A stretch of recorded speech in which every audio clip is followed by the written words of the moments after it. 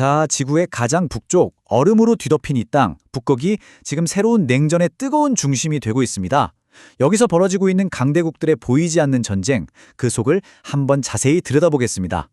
이 모든 이야기의 시작은요, 굉장히 이례적이면서 어쩌면 하나의 경고처럼 들리는 사건에서부터 출발합니다. 바로 중국과 러시아, 이 두 나라의 군함들이 미국의 바로 코앞이라고 할 수 있는 알래스카 연안에서 합동작전을 펼쳤다는 사실이죠. 이게 그냥 한 번 우연히 일어난 일이나 단순한 훈련 같은 게 아니었습니다. 미국의 본토 방어에 있어서 정말 민감한 지역이거든요.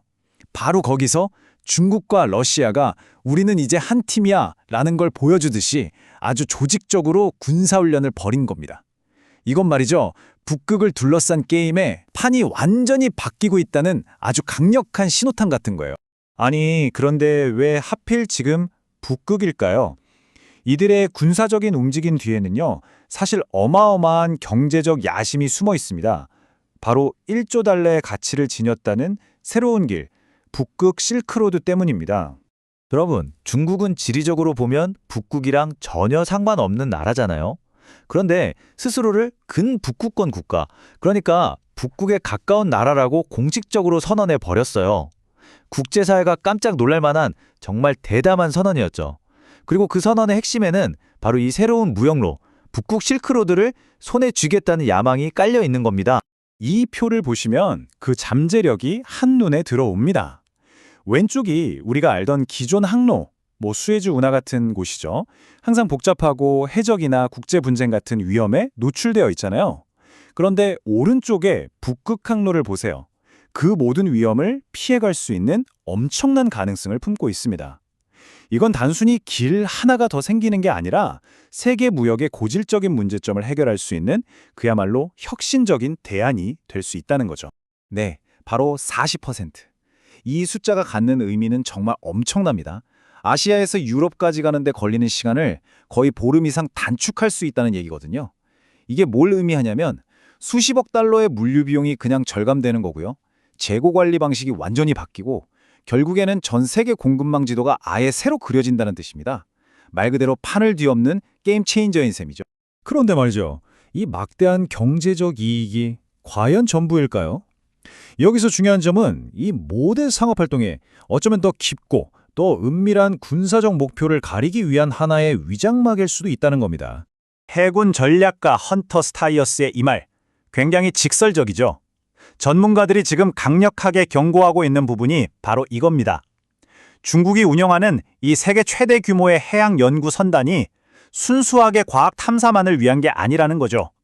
과학이라는 그럴듯한 이름 뒤에 군사적인 속내를 숨기고 있다는 의심이 점점 커지고 있습니다. 자, 그들의 비밀 계획은 아주 치밀한 3단계로 이루어집니다. 첫 번째, 쉐룽 2호 같은 소위 연구선들을 북극에 쫙 깔아요. 두 번째, 이 배들로 잠수함이 은밀하게 움직이는데 꼭 필요한 해저 지형이나 수심 데이터를 샅샅이 훑어서 수집합니다. 그리고 마지막 세 번째 목표, 이 데이터를 가지고 만약의 사태에 핵잠수함이 북미 대륙으로 아무도 모르게 접근할 수 있는 새로운 수중 공격 루트를 확보하는 겁니다. 평화로워 보이는 과학 탐사가 순식간에 무서운 군사적 위협으로 돌변하는 거죠. 중국과 러시아의 이런 노골적인 행보에 당연히 서방 세계에서는 경고등이 아주 강하게 켜졌습니다. 그럼 지금부터는 네이토를 중심으로 서방이 어떻게 북방 방패라는 걸 만들어서 대응하고 있는지 한번 살펴보겠습니다. 이 타임라인을 보시면 긴장감이 얼마나 빠르게 높아졌는지 아실 수 있을 겁니다. 특히 핀란드와 스웨덴이 네이토에 가입한 건 정말 결정적인 한 수였어요.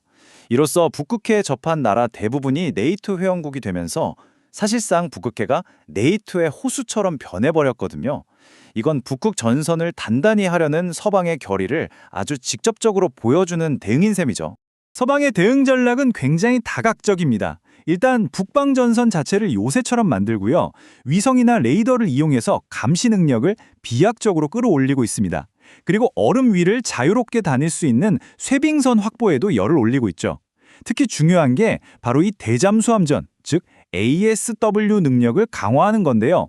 이건 아까 말씀드린 중국의 잠수함 위협에 직접 맞서기 위해서 적의 잠수함을 찾아내고 추적하고 또 무력화시키는 모든 군사작전을 포함하는 개념입니다.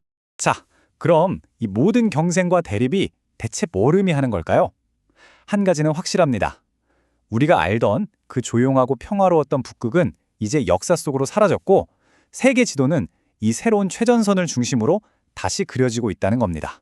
이제 북극은 그냥 텅 빈 얼음 땅이 아니라 두 거대 세력이 아주 명확한 목표를 가지고 맞서는 지정학적 체스판이 되어버렸습니다. 한쪽은 새로운 무역로와 군사적 통로를 확보하려고 하고 다른 한쪽은 자기 땅을 지키고 기존의 질서를 유지하려고 하죠.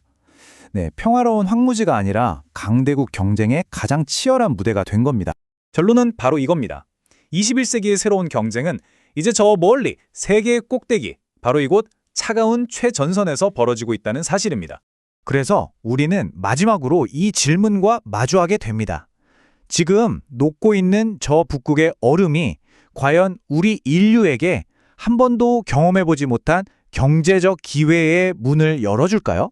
아니면 우리를 또다시 차가운 냉전의 시대로 끌고 가는 비극의 시작이 될까요? 어쩌면 이 질문에 대한 답이 앞으로 우리의 미래를 결정하게 될지도 모릅니다.